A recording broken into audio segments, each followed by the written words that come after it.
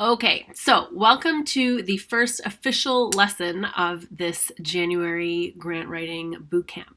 And the first thing we're going to talk about is why take the time to plan at all? Why not just do all the things that are already on your to-do list and just get to grant writing when you get to it?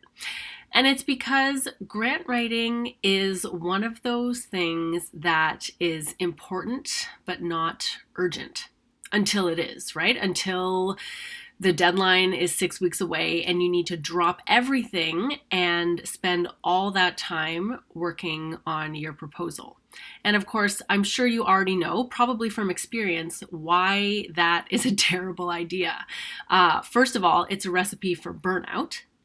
Second of all, it doesn't lead to a great application. So you're putting all of this time and energy in at the end, and you're doing kind of a half-assed job because you're doing it at the last minute.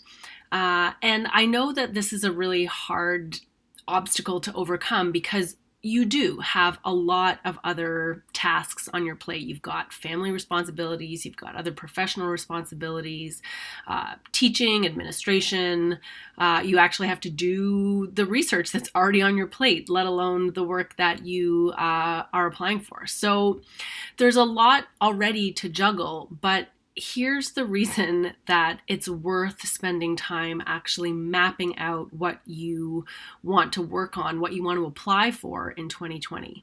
And that's because it will give you a much, much better chance of actually getting the funding that you need to do your research.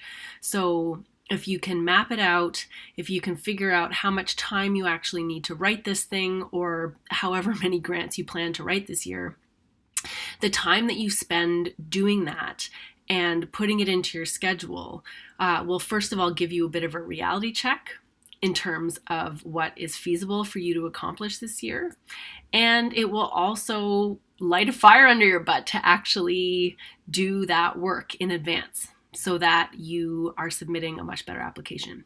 So there are a couple of really good reasons to take the time to map out your grant writing for 2020. And to help you with that, I have a workbook that you can use as we go through these lessons for the rest of the month.